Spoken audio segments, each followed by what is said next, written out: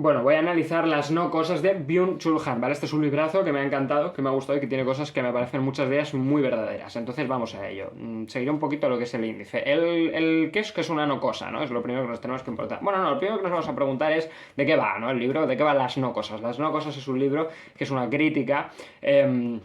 A la sociedad digital actual y sobre todo a los dispositivos digitales que la componen, que como podréis imaginar son las no cosas, y luego pues es un intento, una recuperación, una valoración de la corporeidad, de lo material, es una valoración de las cosas, lo que es muy interesante porque allí donde ha habido una tradición fortísima, que de hecho ha sido la que ha predominado a lo largo de la historia de la filosofía, que hacía un profundo desprecio al cuerpo, a la materia, que se gesta con Platón, entendiéndolo como que te estás centrando en un bien inferior y que el bien superior es el espíritu, la inteligencia, la filosofía, lo que sea, ¿no? No me interesa ahora ser preciso, sino que se centraban en una y desprestigiaban la otra y ahora pues hablamos más en términos kantianos, ¿no? De no utilices a las personas como medios, que eso se utiliza también para hacer una crítica al cuerpo, es decir, no me quieras en virtud de que mi bíceps es grande, quiéreme en virtud de que mi intelecto es desarrollado, ¿no? Entonces, toda esta tradición que, bueno, amerita, que eleva lo metafísico, lo inmaterial es mejor, queda mejor, es más preciso, por encima de lo material, pues resulta que con las no cosas nos damos cuenta de que no es así. Ha tenido que llegar las no cosas para que empecemos a valorar las cosas, lo que es evidentemente falso porque ya había gente valorando el cuerpo antes, pero ahora quizás nos podemos centrar más y ver qué pasa. De hecho, casi que siento que las no cosas, tal y como lo cuenta Han, es precisamente un preguntarse qué pasaría si el idealismo tuviese razón, ¿no? Pues pasaría esto, pasaría las no cosas, pasaría que estamos metidos en ese mundillo que comentaré ahora, lo que no significa que el idealismo tenga razón, obviamente, pero significa que si hubiésemos alcanzado esa independencia respecto de lo material en lo inmaterial, hubiésemos visto una serie de problemas que quizás generarían un mundo peor del que vivimos, en el que no hay tal independencia o por lo menos no hay autonomía directa, ¿eh? Tampoco me quiero poner aquí absolutamente materialista o lo que sea. Pero bueno, bien, entonces, una no cosa, pues obviamente es un dispositivo digital, pero bueno, que obviamente tiene ciertas características concretas que tienen que ver, por ejemplo, con que una de ellas es que no ofrece resistencia, es un dispositivo hecho para la maleabilidad, para toda la facilidad, es un dispositivo de hecho para el dedo. Han tiene una distinción que es muy interesante, que dice que con las manos actuamos y con los dedos elegimos. Pues las no cosas están hechas para elegir, no para actuar. Tiene mucha crítica Han al dedo. Él quiere recuperar la mano en contra del dedo, ¿vale? Y entonces, pues bueno, son dispositivos que principalmente lo que hacen es transportarnos a otro mundo y hacer olvidarnos de la materia del cuerpo que estamos utilizando. Yo cuando estoy grabando este vídeo, precisamente ninguna de la atención que estoy prestando va dirigida a la corporalidad de mi teléfono. Está dirigida a lo que estoy explicando, está dirigida a este libro o está dirigida a lo que me transmite mi pantalla, ¿no? Y efectivamente ese es el problema, es decir, siempre que yo estoy usando el móvil estoy centrado, prestando atención en aquel mundo informativo al que me teletransporta mi dispositivo, pero que es en cierto sentido independiente de aquel cuerpo al que pertenece el dispositivo. Olvido el cuerpo de mi teléfono que se acaba volviendo una extensión digital de mí y que me acaba volviendo a mí una extensión digital de mí. Me centro demasiado en mi yo digital y me olvido de mi yo corporal, o las diferencias entre mi yo digital y mi yo corporal se vuelven difusas, ¿no? Y entonces pues me importa mucho lo que me ponga Mateo34 en el comentario de TikTok, porque mi yo digital afecta a mi yo corporal. Bien, lo del yo digital y el yo corporal no es una distinción que haga Han, pero sí que me interesa cómo el problema de las no cosas es que te teletransportan, te llevan, te encapsulan. Probablemente sea la mejor palabra, porque el problema es que tu atención es continuamente desviada hacia un mundo separado de la materia, que está cargado de hiperestímulos, que es el problema, ¿no? Encima no te lleva a un mundo que te va a desarrollar más el intelecto, ¿no?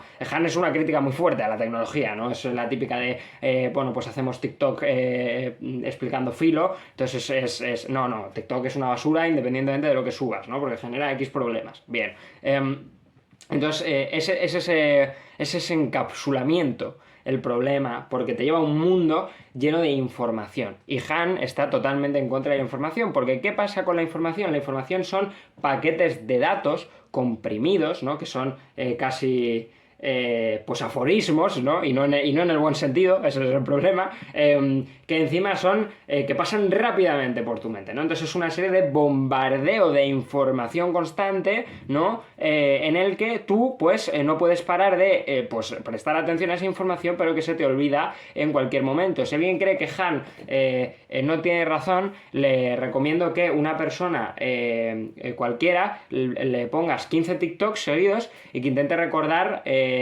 más de 7. No creo que lo consiga. Obviamente, sin que haga el esfuerzo de acordarse, sino sin que sepa de este experimento, que se lo pidas después. Si tú se lo pides después y ha prestado la misma atención que prestaría en cualquier otro momento a los TikToks, verás como es algo que se te olvida, aunque lo hayas visto hace 10 segundos, porque es un hiperestímulo más de los miles a los que enfrentas cada día. No te puedes acordar de un reel de Instagram, porque la información precisamente lo que hace es ser un bombardeo de estímulos tal que vacía de significado aquello que antes significaba. La mirada tecnológica es una mirada que está educada está educada para ser bombardeada por estímulos, y que precisamente ese bombardeo de estímulos hace que las cosas te dejen de estimular. Es muy difícil que algo te sorprenda en un mundo en el que deslizas por una pantalla y hay dos boxeadores profesionales, deslizas una vez más y está el vídeo mejor editado de una persona escalando el Teide. Es difícil que luego, cuando salgas a la calle y veas a un gato moverse entre los coches, eso te pueda parecer alucinante. De hecho, dice Han que la depresión está originada en gran medida, depende muy mayoritariamente de las no cosas, lo que nos da una muy buena explicación teórica de por qué fenómenos como la depresión son mucho más habituales en nuestra generación. La cuestión es que aquel que vive en un mundo que se vacía de contenido, pues el bombardeo de los estímulos hace que ya nada le estimule, vive en un mundo que no tiene significado ninguno. Y como no tiene significado ninguno, pues por ende no le ve sentido a estar en ese mundo, ¿no? Bien, pues ese es el problema. Entonces, lo que es una recuperación de las cosas en la que, bueno, pues tú lo que tienes que mirar las cosas es como un coleccionista. No diría como un coleccionista que guarda cierta distancia del objeto. No creo que ese sea el sentido en el que Han dice coleccionista. La idea es, ¿vale?, que uno tenga con el objeto una relación emocional. Yo, por suerte, aquí me sentí arropado por Han, porque a pesar de que uso TikTok y por tanto lo estoy haciendo mal, soy coleccionista de ciertas figuras de One Piece. Habréis visto incluso algunas en mis vídeos. Y yo, cuando veo una figura de One Piece, un Frankie, por ejemplo, que me regalaron hace poco, yo tengo un vínculo emocional con ese Frankie. Cuando veo ese Frankie, no solo veo, que es lo que quiere Han, una materia concreta, sino el conjunto de experiencias o de vivencias emocionales o de relaciones emocionales que yo guardo con ese objeto y con todo lo que recuerda. Me recuerda a la serie de mi vida, me recuerda a un montón de momentos, me recuerda a momentos divertidos, graciosos, tristes.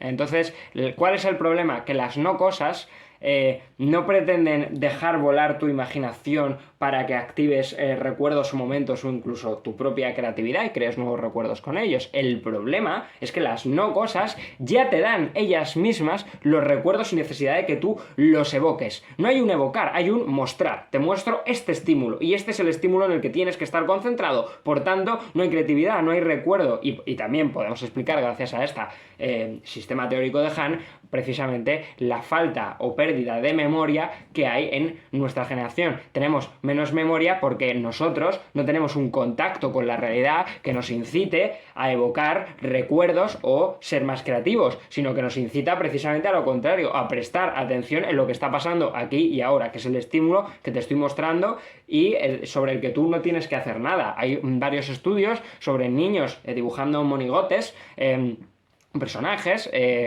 a ciertas edades, y cuando tú miras los que utilizan el teléfono desde esa edad, y los que no, efectivamente unos hacen dos palos y una cara y un círculo, y otro pues te dibuja una cosa así como rara, como abstracta, le pone que si color, que si le hace un brazo más grande que otro, que si le hace un arma. ¿Por qué? Pues porque esos niños tienen más creatividad, porque su modo de relacionarse con las cosas, con el objetivo de dotar de sentido al mundo, implica un proceso en el que el individuo obtiene la capacidad de llenar, de crear, de exponer sentido allí donde no lo había, pero las no cosas nacen con el sentido ya puesto, el sentido te lo dan y hace que luego se te olvide a ti crear sentido y no puedas estar en el mundo, porque Han está claro que no es un mago, a pesar de que a veces parece casi un homeópata. Han en ningún momento está pensando que las cosas generen magia, nos curen, incluso él habla de que tiene talismanes, pero no porque él crea en esas cosas, sino porque entiende que el ser humano tiene la capacidad de crear esas relaciones mágicas en un sentido precioso, la verdad, que yo nunca había escuchado y que hace incluso que le pierda cierta tirria al pensamiento mágico, que se la sigo teniendo, en la que yo creo un vínculo especial, obviamente surrealista, ficticio, con la cosa que no existe ontológicamente, que no existe separado de mi mente, pero que me hace tener una relación con la cosa especial que llena de sentido mi vida, ¿no? Pues esa relación mágica entre sujeto y objeto no la puedes tener con una no cosa. Repito, porque la no cosa te muestra directamente lo que tienes que ver y no da proceso de creatividad ninguno, pero también porque la propia no cosa no se muestra a la colección o a la posesión. La no cosa vive independiente de ti, forma parte de un algoritmo gigantesco, de una nube de datos, y tú no puedes guardar una relación. El mero hecho de tocar este libro pues ya me hace relacionarme más fuertemente con él que si pues fuese un PDF, ¿no? Vale. Bueno, hay una crítica al smartphone, que claro, pues es mucho peor el smartphone que el móvil anterior este de ladrillo, ¿no? De ladrillo, ¿no? El fijo sí, porque el que sea de ladrillo no da igual, pero bueno, el fijo pues se queda en tu casa y ya está. El smartphone pues ya es una extensión de ti, entonces ya viene contigo todo el rato, siempre lo tienes en el pantalón, siempre lo tienes a mano, ahí donde está mi móvil, y entonces ya pues claro, tenemos un nivel de dependencia absolutamente estratosférico. Y obviamente, por hacer la diferenciación, el móvil de ladrillo, la cosa es que no tiene esta pantalla gigante que está llena de mundos. Quiero decir, un Nokia antiguo podías llamar y escribir un mensaje. Ahora puedo ver un vídeo, ver pornografía, jugar al POU, echarme un Clash Royale, claro, miles de cosas, algunas buenas, otras malas, lo podemos ver como queramos, pero desde luego tienes una ventana a más mundos que por supuesto te evaden o te desquitan del mundo real, ¿no? Que tampoco esto se trata de un René ZZ, no se debería jugar videojuegos, o por lo menos yo no lo planteo así. Yo creo que hay otras soluciones de las que hablaré, aunque está claro que voy a tener que hacer 150 partes porque me apetece hablar mucho de este libro. Pero sí que se trata bueno, de tener cierta distancia. Luego hablaré de la serenidad de Heidegger, que no sé si he hablado en algún otro vídeo, pero me parece sustancial. Bueno, hay los selfies, hay una crítica a los selfies. La idea es que las fotos antiguas son privadas, personales y nuevamente creadoras de recuerdo, y la idea es que los selfies son simplemente un acto publicitario que además atonta, que busca hacer como exactamente el mismo gesto siempre, la misma apariencia, que elimina la originalidad, la diferencia, y que busca ser pues parte de un conglomerado más de exposiciones públicas que lo único que buscan es conectarse digitalmente con el resto del mundo, y entendiéndolo pues nuevamente en términos de velocidad y de información. Obviamente la mayoría de las selfies que las personas se hacen o nos hacemos pues no tienen el objetivo de ser recordados. Es una foto que viene para hoy, justo que salió muy guapo y que la subo y no la voy a volver a ver en mi vida. Aún así, esta persona está equivocada, Han, respecto, por ejemplo, a Instagram, porque las historias de Instagram son efectivamente las destacadas, me estoy hablando, perdón, las historias destacadas de Instagram son una narración de nuestras vidas que nosotros utilizamos para recordarnos a nosotros mismos. En general mucha gente, no digo que sea todo el mundo, es decir, uno acude a sus historias de Instagram para recordar aquello que ha vivido, y en ese sentido sí que son generaciones de recuerdos e imágenes que evocan a algo más. Obviamente eso no significa que también pues tiene este hándicap de memoria, de bueno, pues ya lo subo a Instagram, ya sí me acuerdo, ¿no? Y entonces así ya no es que intentes tener el recuerdo en tu cabeza, sino que simplemente lo subes a Instagram y cada vez que quieras recordarlo, pues te metes, pero en este caso es falso que no haya narración. Las historias destacadas de Instagram son un buen ejemplo de información que narra, porque es precisamente una historia que va narrando en nuestras vidas, ¿vale? Bien. La inteligencia artificial, este capítulo es precioso, se lo recomiendo a todo el mundo, de las no cosas, la inteligencia artificial. El problema es que las no cosas no tienen, perdón, que la inteligencia artificial no tiene cuerpo, la inteligencia artificial no tiene cuerpo, que es demasiado inteligente y que no tiene sentimientos. El problema de por qué la inteligencia artificial no conoce. La palabra es no conocer porque Han entiende que las inteligencias artificiales son inteligentes, pero que no conocen, ¿vale? Bueno, que es una tesis que está muy bien. En general yo he escuchado a mis profesores y la idea es que no conocen. Obviamente se pueden plantear otras alternativas. Vale, vamos a adentrarnos un poco, ¿no? La cosa es que voy a usar una opinión o una argumentación usada por mi profe de filosofía de la ciencia, mi doctorando, Miguel Borrajo, ¿vale?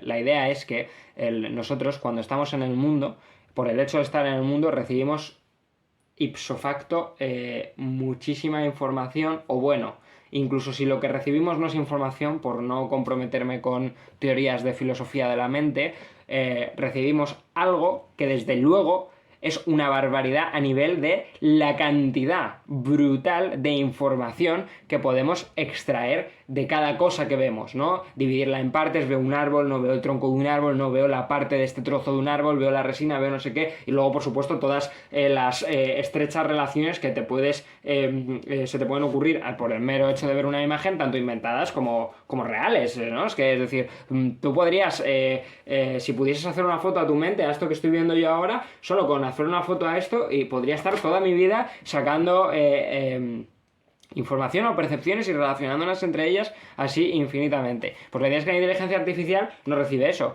La inteligencia artificial tiene un número de datos concretos que procesa de manera concreta y que nunca se asemeja a el conjunto de contingencias o de tremendas, casi infinitas o infinitas posibilidades que tiene la realidad solo por el hecho de desplegarse en la realidad. Como no tiene cuerpo, no tiene que enfrentarse a ese proceso de selección creativa. No hay una selección, hay una recopilación masiva, ¿vale? Incluso si se quiere decir que aún así la inteligencia artificial pudiera trabajar con más datos que nosotros por el hecho de percibir, da igual, porque repito, no es un seleccionador. Repito, no es un seleccionador, es un recopilador, y luego de esa recopilación escoge, pero no, si os fijáis, eso no es seleccionar, en tanto que nosotros hay ya cosas que seleccionamos de ipso facto, ¿no? Por ponerme kantiano, tenemos una estructura a priori que puede estar socializada o no, spoiler, si lo está, en la que nosotros pues escogemos a qué estímulos prestar atención, ¿no? De hecho, comentamos con las no cosas que el problema es que empezamos a prestar atención a menos estímulos, entonces hay una selección de facto antes de siquiera empezar a procesar qué estamos viendo, ¿no? Entonces la inteligencia artificial no hace eso y no tiene ningún tipo de selección creativa, es un recopilador, ¿bien? Y luego tenemos también más problemas, dice Han, que claro, que es que la inteligencia artificial, que ¿en qué sentido conoce? Que es que la inteligencia artificial no hace más que lo que Hegel decía, que era el nivel más básico de conocimiento, que es correlación, y tiene toda la razón. ChatGPT lo único que hace es ver con cuántas probabilidades está la información A al lado de la información B, y la cosa es que maneja tal cantidad de datos que es muy capaz de generar un texto coherente a través de simplemente esa correlación, pero solo es correlación, ni siquiera no es capaz de detectar la causalidad. Y sobre todo se dice que incluso si la inteligencia artificial pudiese hacer deducción e inducción, se podría decir que sí, incluso sí, tema en el que no me voy a meter porque no tengo ni idea, pero incluso si se pudiera decir que la inteligencia artificial es capaz de hacer deducción e inducción, lo que no hace es abducción.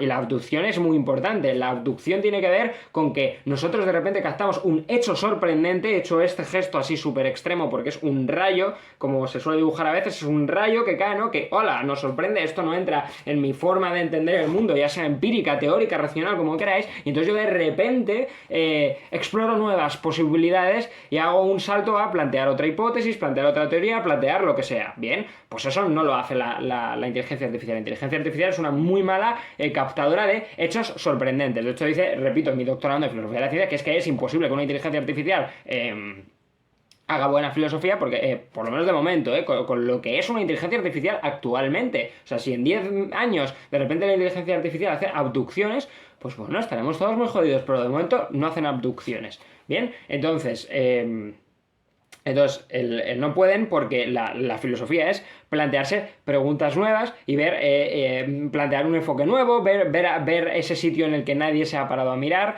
y esa parte, pues la inteligencia artificial no la tiene porque se trata de precisamente una persona que es muy buena recopilando, ¿vale? Bueno, y luego eso con que. Y luego los sentimientos, como no tiene un sentimiento, no tiene un sentir, Heidegger apuesta por un ser humano que está en el mundo.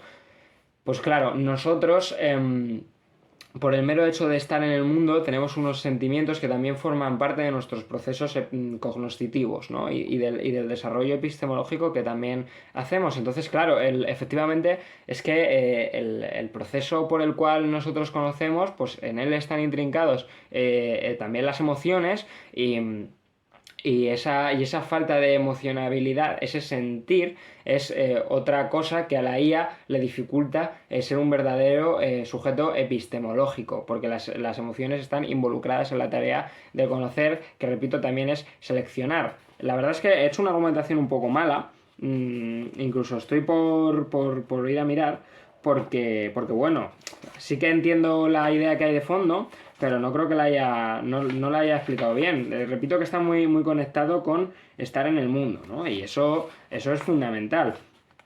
Pero bueno, realmente me falta algo. Y bueno, pues voy a ir mientras lo busco con la idea de ser idiota. El problema es que nosotros, o sea, el problema de la inteligencia artificial es que no es idiota. Entonces, como no es idiota, pues claro, no hace esos saltos cualitativos que hacemos nosotros a través de los cuales creamos. El estar equivocados, el error, es una parte fundamental de la tarea epistemológica. A partir del error creamos vías nuevas. A partir del error hacemos saltos creativos. A partir del error también entendemos el mundo. Pues he errado y pues este error ya sé que no lo tengo que repetir, etcétera, etcétera, ¿no? Entonces, de hecho voy a citar la parte final. Es demasiado inteligente para ser un idiota, dice. Pues dice... no es la inteligencia sino un idiotismo lo que caracteriza el pensamiento. Todo filósofo que produce un nuevo idioma, un nuevo pensamiento, un nuevo lenguaje, es un idiota. Se despide de todo lo que ha sido, ¿vale? ¿Qué es crear, en cierto sentido? Es un alejarse de lo que ya sabías, mandarlo a tomar por culo y hacer otra cosa. Pues a eso se refiere con ser un idiota, ¿no? Es decir, como ChatGPT intente hacer su modelo filosófico actual a partir de lo que ha dicho Descartes, va a tener complicado. Por mucho que se sepa muy bien a Descartes, le falta ser un idiota, le falta ir aún más allá, ¿no? Y luego de verdad que me haría especial ilusión. Ah, ya sé, claro, la idea es el deseo. El deseo, claro, del sentimiento la parte importante es el deseo. El deseo es lo que nos mueve a saber, es lo que nos mueve a elegir qué saber. Y está muy intrincado la tarea epistemológica en el deseo. Y aquí ya sé perfectamente cómo vincularlo, aunque no creo ni de coña, esa es la única argumentación que aparece aquí, que repito, es muy interesante. Bien, no es que no me la haya leído, obviamente, es que no me acuerdo. Bueno, voy a ello. La cosa es que a nosotros nos interesa conocer ciertas propiedades concretas del mundo, no nos interesa todo el conjunto de verdades del mundo, ¿no? Entonces, claro, a mí la cuestión de si hay 9 millones de granos de arena o 8 millones en un trozo concreto de la playa de Valencia, pues me es irrelevante. No es un dato que me interese epistemológicamente. Entonces, la tarea de conocer o de aquellas verdades que nos interesa conocer está también socializada, tiene que ver con cuáles son las curiosidades humanas, tiene que ver con qué cosas que conocemos pueden ser útiles para nuestra vida. Entonces, tiene que ver con un cierto tipo de cosas que están vinculadas a los deseos que el humano tiene. Sin esos deseos no hay una mirada que orienta la tarea del conocer.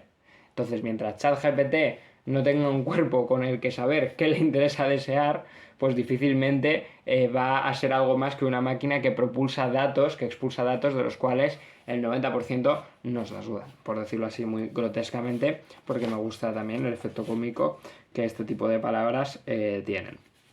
Bueno, se siguen cargando de las cosas son fastidiosas, van muchas veces en tu contra, piso una pieza de Lego y me he reventado el pie y yo me cago en todo, y entonces pues las cosas en general, este libro se me cae a veces o se me resbala cuando lo intento apoyar mientras leo en el metro, y este tipo de cosas que las no cosas no tienen y que también nos relaciona con ellas y que nos hace también generar sentimientos, ese fastidio, ese oponerse a ti. Obviamente en un sentido laxo, no es que se oponga del todo, no es que te reniegue o salga corriendo el objeto, pero nos ayuda, nos funciona para relacionarlos con ellas y para crear pues tramas de sentido.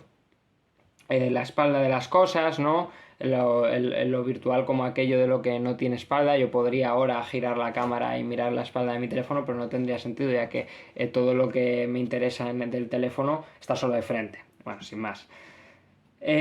Fantasmas. Bueno, esto es la idea, repito, del pensamiento mágico que explicaba antes, de que las cosas crean tramas de sentido, están llenas de cosas ocultas, no podemos saber de ellas, ¿no? Yo creo que un ejemplo clásico es la silla con un montón de ropa amontonada, ¿no? Que me parece un señor, ¿no? Esa magia, ese misterio que también crea trama de sentido, tanto positiva como negativamente, en el transcurso de mi vida, que las no cosas pues no producen. El olvido de las cosas en el arte, yo de verdad que no sé qué les pasa, por lo menos a los filósofos que he leído últimamente con sus teorías del arte, pero bueno, esto es una teoría del arte, lo siento a mi juicio, absolutamente lamentable, donde el arte no puede ser politizado bajo ningún concepto, y el arte simplemente se encarga de ser una especie de creación ex nihilo en la cual tú tienes un brote artístico, te posee un demon, empiezas a escribir o a pintar o a hacer una escultura, y ahí ha salido lo que ha salido. Y entonces eso es una explosión de significados que luego revientan o chocan o explotan en el espectador, y del cual solo va a captar alguna de sus tramas, porque para la idea, y esto es que me parece una idea bonita de Han, es que el arte tiene que ser algo que te llama y que no tiene un solo sentido, sino que precisamente la gracia está en que sea una serie, tenga una serie de significantes inagotables de los cuales tú no puedas captar nunca todos, y por tanto pues estás obligado a pues bueno, quedarte solo con algunos, disfrutar de algunos pocos, pero luego irte sabiendo que aún guarda ese misterio, ¿no? Que podrías venir otra vez a ese museo o a lo que sea, a ese libro, y ver algo nuevo. Pero el problema, ya os digo, que me parece una teoría muy mala, porque obviamente se ha hecho arte político y se ha hecho muy buen arte político, es decir, precisamente obras que han tenido el objetivo de causar revolución en el mundo han sido aplaudidas, y han sido revolucionarias y han sido importantísimas. No digo que todo el arte tenga que ser político, yo no estoy a favor de que,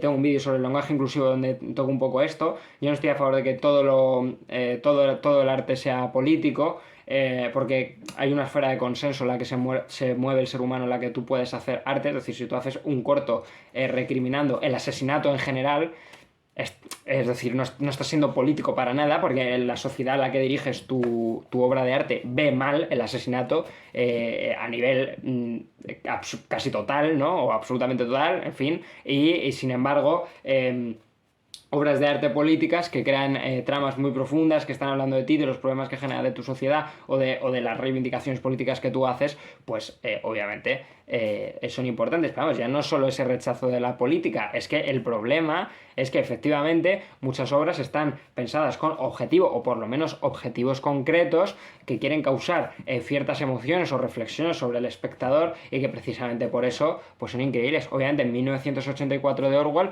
que está analizado en este canal, está construido con un objetivo, y sigue siendo una obra maravillosa y totalmente increíble, y cómo no la vas a llamar arte, ¿no? Entonces esta idea de creación ex nihilo que solo plasma el momento mágico, músico de musa, ¿no? De música del artista, pues bueno, pues me parece fatal, la verdad. La mano Heidegger, que esto, pues repito, tiene que ver con lo de la mano frente al dedo, recuperar el cuerpo, recuperar la persona que anda, recuperar la persona que toca. También recomiendo que una persona pues que coja el metro, lo que suele ser muy habitual en la gente que me escucha, ¿no? Porque suelen ser jóvenes y tal. Bueno, pues que coja el metro un día y que de repente mire cuánta gente está con el móvil, ¿no? Nos cuesta mucho ahora en lo que es el viajar, en lo que son partes de nuestra vida pues muy corporales, que tienen que ver con el tedio, con el aburrimiento, pues nos cuesta mucho no ponerse con el móvil. Yo el primero, de verdad, siempre me gusta reivindicar cuando hablo de dependencia tecnológica o crítica de la tecnología, que soy una persona que está enmarcada e inmiscuida en el mismo mundo que la gente que me escucha y que por tanto no es crítica de señor cincuentón de lete a Cervantes o no eres hábil o útil o buena persona en este mundo, sino una invitación a que poco a poco pues intentemos hacer ciertas cosas. Cosas que, por ejemplo, en el caso del metro, pues puede ser muy difícil, porque obviamente tú vienes de la universidad o vienes de trabajar, estás hasta las narices y lo único que te parece y lo único que te apetece después de todo el cansancio físico que llevas encima es quedarte mirando a la nada. Porque vivimos en una sociedad con cierto grado de dependencia tecnológica donde siempre es preferible mirar Twitter. Que quedarte mirando a la nada, lo que es un problema porque no tenemos tiempo para pensar, porque siempre que podríamos tener un respiro, un dejar de vivir en este mundo lleno de velocidades, donde vas de trabajar al gimnasio, del gimnasio a cenar, de cenar a estudiar y de estudiar a la cama, las pausas que hay entre ellas son todas tecnológicas, ¿no? Entonces, ¿cuándo piensas? ¿Cuándo paras a pensar? Me sorprende siempre, yo os digo, cuando dice, es que vivimos en una sociedad que piensa demasiado.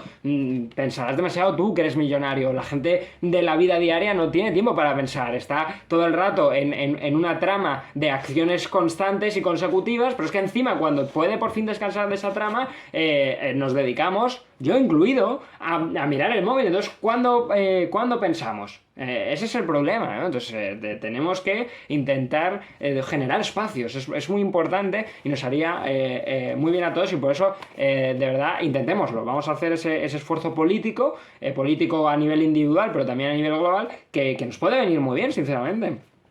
Bien, y luego las cosas queridas, que tiene que ver con esto que decía del coleccionista, el que genera tramas de significado a partir de este tipo de cosas, que precisamente tiene que ver con ya la parte final, que es una digresión sobre la gramola, donde Byung-Chul Han habla de su gramola casi como un objeto con el que podría tener relaciones sexuales. Esto obviamente es una exageración irónica, pero recomiendo que se lea a alguien ese capítulo y que no le venga la misma imagen, a ver si puede, ¿no? Es que de verdad, es que habla genial de su gramola, es decir, ojalá tener yo una relación con una cosa como la que Byung-Chul Han tiene su gramola, y también es a lo que nos invita, ¿no? Porque claro, si yo tuviese algo a lo que amo tanto a nivel objetual como Byung-Chul Han, cuando entra a su casa y ve su gramola, es que vamos, es que entro a mi casa y ya me han podido echar del trabajo de la universidad, que es que se me ha arreglado el día, meto una moneda, empieza a sonar a Jaxi Proc, esto es la hostia, ¿no? Pues entonces busquemos nuestra gramola particular, ¿no? Que tiene que ser, pues un objeto que nos evoque experiencias, del que pensemos en su historia, que tenga mucha corporalidad, que también le gusta a Heidegger, a Byung-Chul Han, la idea de que la gramola tiene cuerpo, establece un lugar, es decir, al sonar, al funcionar, la gramola dota de un tipo de lugar concreto en el que hay una gramola en el sitio, ¿no? Entonces no es solo la gramola y por otra parte el lugar, no, es que la gramola está haciendo del lugar un tipo de lugar concreto. Entonces tenemos que buscar ese tipo de objeto, a ver si lo encuentran. Yo no sé qué puedo, yo sé qué puedo encontrar así, ¿no? No me quedan gramolas por lo que sea, pero bueno. Y bueno, luego el silencio, que es el penúltimo capítulo, que es muy interesante, que tiene que ver con esto de efectivamente nosotros lo que tenemos son una serie de hiperestímulos constantes que nos mitigan y nos fusilan el pensamiento. Si yo, una tesis que sostengo y que Byung-Chul Han no tiene aquí, pero que está conectada con todo esto, es que también, aparte de la depresión, tenemos más ansiedad en nuestra generación, porque claro, la cosa no es el sobrepensar en sí, el problema es que estamos viviendo en un mundo que no nos deja pensar y que cuando por fin estamos a solas con nuestros pensamientos, pues estamos aterrorizados y no sabemos cómo llevarlo. Vamos, que es tesis que te puede salir hasta en hábitos atómicos, ¿eh? Es decir, por favor no piensen que soy yo aquí un genio por decir semejante simpleza, pero sí que creo que tiene algo de verdad. No digo, por supuesto, ni de lejos que pueda explicar toda la ansiedad, pero siento que si dedicásemos más tiempo, casi como ciertos tipos de budismo, a mirar a una pared fijamente durante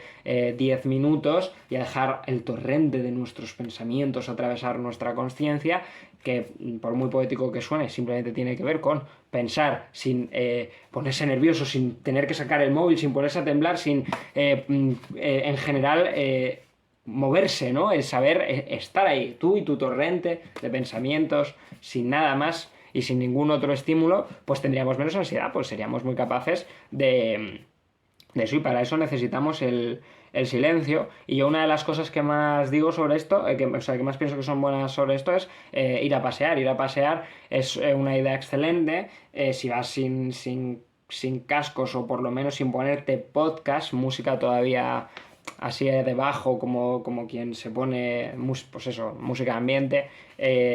Pero bueno, es un espacio muy bueno en el que mientras andas por el mundo, encima estás haciendo deporte, pues tú aprovechas para dejar pasar tus pensamientos, y eso te da cierto control mental que otras personas no tienen, y que pues nos puede venir muy bien, ¿vale? Bien, entonces el silencio hay que intentarlo. Incluso esto que estoy haciendo ahora de hablar así como un loco, por mucho que me deje espacio para mis pensamientos, pues es insuficiente. Mejor sería si me quedase callado y este discurso lo hiciese en mi cabeza más desordenadamente mientras miro a la nada, ¿no? El silencio como espacio para el pensar y como espacio para solucionar varios de las problemas, de las complicaciones que podemos tener a nivel de salud mental. Y aquí Heidegger, que es lo que quería comentar ya para cerrar, me jode porque doy la solución cuando ya llevo, aunque lo habré dividido en partes, 36 minutos de vídeo. Entonces pues esto no lo va a escuchar nadie. Es una herramienta que nos puede servir muy bien, que es la herramienta, ¿no? Es efectivamente la serenidad. La serenidad tiene que ver con un desocuparse de las cosas, se puede decir como poner las cosas en la cinta transportadora y dejarla descansar.